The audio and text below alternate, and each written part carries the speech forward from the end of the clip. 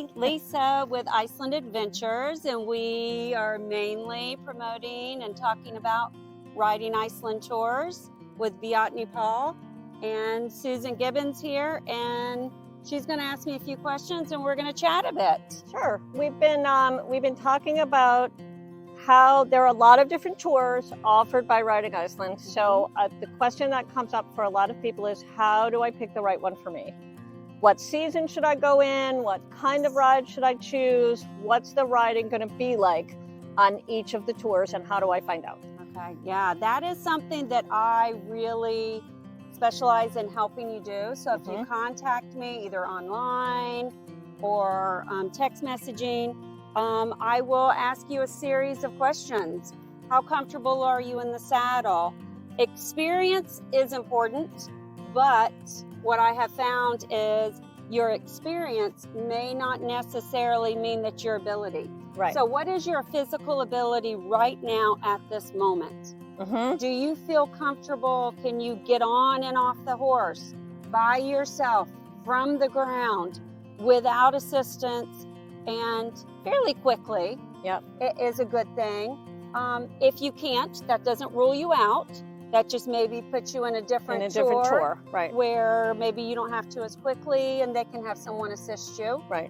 Are you comfortable riding at all speeds with a group of horses, with a loose group of horses coming with you? Not that it's going to be crazy out of control, but are you comfortable? Are you going to enjoy that? Right. And I think Lisa makes a good point.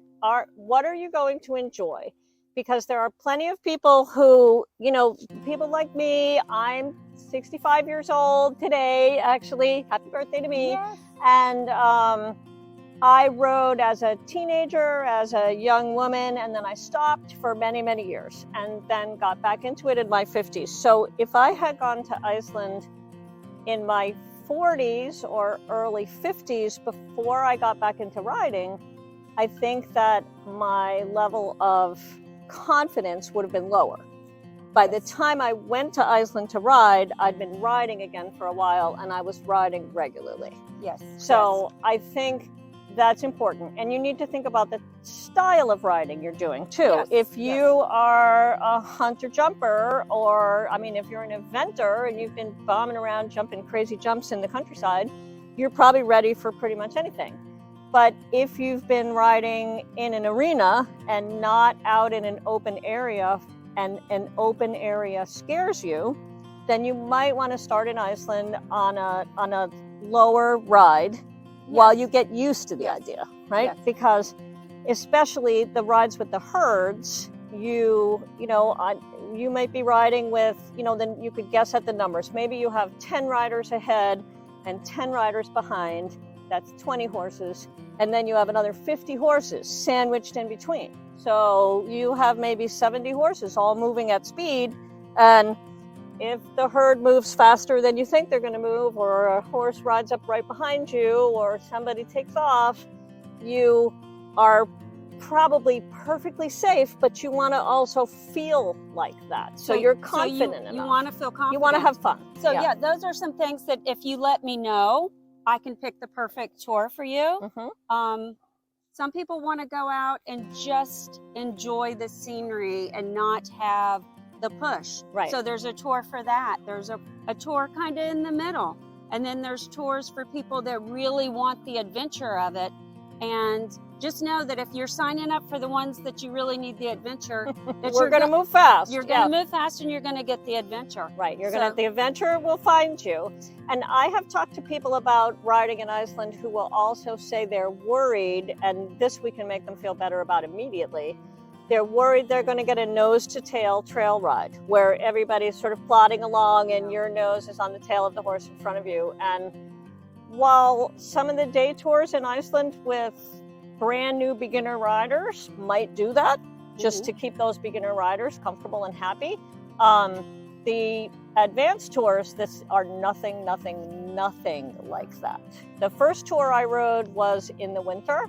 So I was with Lisa, actually, and it was very, very, very snowy winter, and the roads were covered in ice, and the horses are shod with studs so they don't slip on the ice. But the first day we went out, I was fairly surprised to be moving quickly downhill on straight ice at a very good clip and nothing went wrong because the people running these tours know what they're doing. The horses are shod in ice studs, nobody slips, and it turns out to be a blast. But there are moments here where you might have to take a deep breath and say, I'm going to trust these people. I'm going to trust these people because they know how to do this, even Yes, though this yes. is not something I would do with my horse at home. Yes. It still is okay. Exactly. And it's incredibly fun. Yeah. The other question I get a lot, and we'll kind of give you a short version on this, is what do I need to do to keep myself prepared during the year to get ready for the ride? Mhm. And one thing I'll tell people to do is get on your own horse. If you don't have a horse, find a friend who has a horse that'll take you riding, or take some lessons. And if you can't get in the saddle all the time, get out and walk, exercise, move, get yourself in a good, comfortable fitness level to where you're not exhausted and trying really, really hard. Yeah, I mean, on the longer tours, on a multi-day trek, you might be in the saddle for 6 to 9 hours on some days. Yeah, and you do have some little breaks in there. There are breaks in between, absolutely. There are lunch, there's rest time, so the horses can rest and you can rest, but it still can be a very long day on the more advanced treks. And you want to make sure that you're feeling, you don't have to be ridiculously fit. I'm not ridiculously fit, but I'm strong enough to do a ride like that and enjoy it.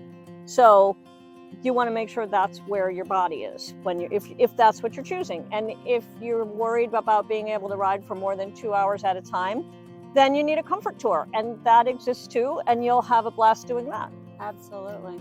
All right. Well, thanks, Susan, for helping me answer some of those questions. And we may come back, so keep following along for Iceland Adventures for more tips and more ideas and more helpful tools to get you to have the best ride that you can possibly have. All right. Well, bye. Bye.